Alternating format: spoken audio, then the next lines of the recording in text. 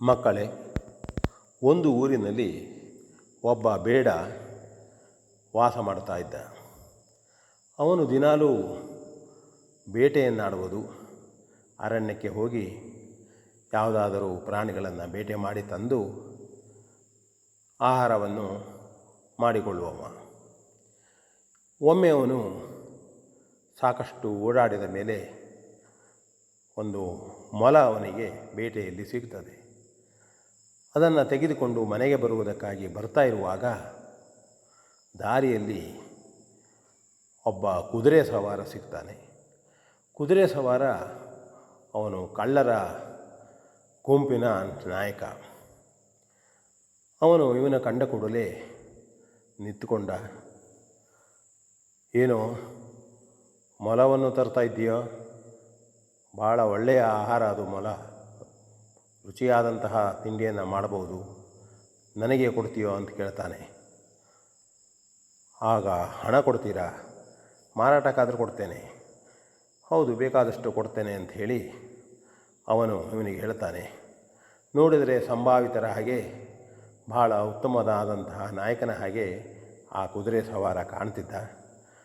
ಇವನು ತನಗೂ ಉತ್ತಮವಾದಂತಹ ಬೆಲೆ ಸಿಗ್ಬೋದು ಅಂತ ತಿಳಿದು ಆ ಮೊಲವನ್ನು ಆ ಕುದುರೆ ಸವಾರನಿಗೆ ಕೊಡ್ತಾನೆ. ಕುದುರೆ ಸವಾರ ಮೊಲ ಸಿಕ್ಕ ಕೂಡಲೇ ನೇರವಾಗಿ ಓಡಿಬಿಡ್ತಾನೆ. ಕುದುರೆಯಿಂದ ಜೋರಾಗಿ ಓಡಿ ಹೋಗಿಬಿಡ್ತಾನೆ. ಆಗ ಇವನು ಮುಖ ಸಪ್ಪಗೆ ಮಾಡಿಕೊಂಡು ಮೋಸ ಹೋದೆ ಅಂಥೇಳಿ ಈ ಕಡೆ ಅವನನ್ನು ಶಪಿಸ್ತಾ ಹೋಗ್ತಾನೆ. ಈ ಕುದುರೆ ಸವಾರ ಜೋರಾಗಿ ಹೋದ ನಂತರದಲ್ಲಿ ಅವನಿಗೆ ತುಂಬ ಬಾಯಾರಿಕೆ ಆಗ್ತದೆ.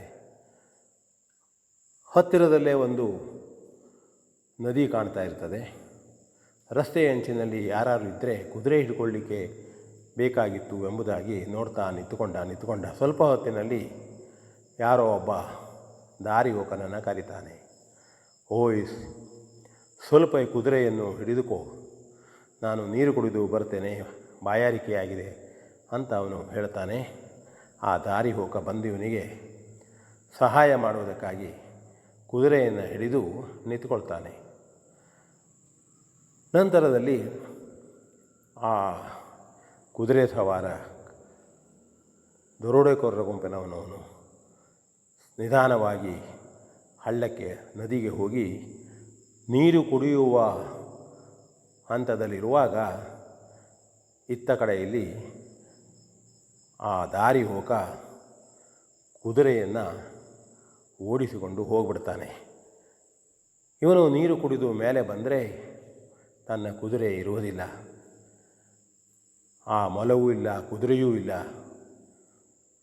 ಏನು ಮಾಡುವುದು ಎಂಬುದು ದೋಚದೆ ನಿಂತುಕೊಳ್ತಾನೆ. ಯಾವ ಊರಿಗೆ ಬಂದೆ, ಎಷ್ಟು ದೂರ ಬಂದೆ ಎಂಬ ಕಲ್ಪನೆಯೂ ಅವನಿಗೆ ಇಲ್ಲ. ಆಗ ಮನಸ್ಸಿನಲ್ಲಿ ಅವನಿಗೆ ಬರ್ತದೆ, ತಾನು ಮೂಲದಲ್ಲಿ ಮಾಡಿದ ತಪ್ಪಿಗೆ ದೇವರೇ ತನಗೆ ಈ ರೀತಿಯಾದಂಥ ಶಿಕ್ಷೆ ಕೊಟ್ಟ ಎಂದು ಭಾವಿಸುತ್ತಾ ಅವನು ನಿಧಾನವಾಗಿ ತನ್ನ ಕಷ್ಟಕ್ಕೆ, ತನ್ನ ತಪ್ಪಿಗೆ ಪಶ್ಚಾತ್ತಾಪ ಪಡ್ತಾ ಹೊರಟು ಹೋಗ್ತಾ ಉಳಿದ. ಇದು ಒಂದು ಕಥೆ. ನಾವು ತಿಳಿದುಕೊಂಡಿರ್ತೇವೆ ನಾವು ಏನನ್ನೂ ಮಾಡಬಹುದು, ಎಂಥ ಅಪರಾಧವನ್ನೂ ಮಾಡ್ಬೋದು, ಯಾರಿಗೂ ಮೋಸ ಮಾಡ್ಬೋದು ಅಂಥೇಳಿ. ಆದರೆ ಸುಳ್ಳು ಅದು. ನಮಗೆ ಒಂದಲ್ಲ ಒಂದು ಸಂದರ್ಭದಲ್ಲಿ ನಾವು ಮಾಡಿದಂತಹ ಕಪಟ, ಮೋಸ, ಕೆಟ್ಟ ಕೆಲಸಗಳು ಅವು ನಮ್ಮನ್ನೇ ಕಾಡುತ್ತವೆ, ನಮಗೆ ಪ್ರತಿಯಾಗಿ ಬರ್ತವೆ ಅನ್ನತಕ್ಕಂಥ ನೀತಿಯನ್ನು ಈ ಕಥೆಯಿಂದ ನಾವು ನೋಡಬಹುದು ಅಂತ ಹೇಳ್ತಾ ವಿ ಎನ್ ಭಾಗವತ್, ಬರಬಳ್ಳಿ.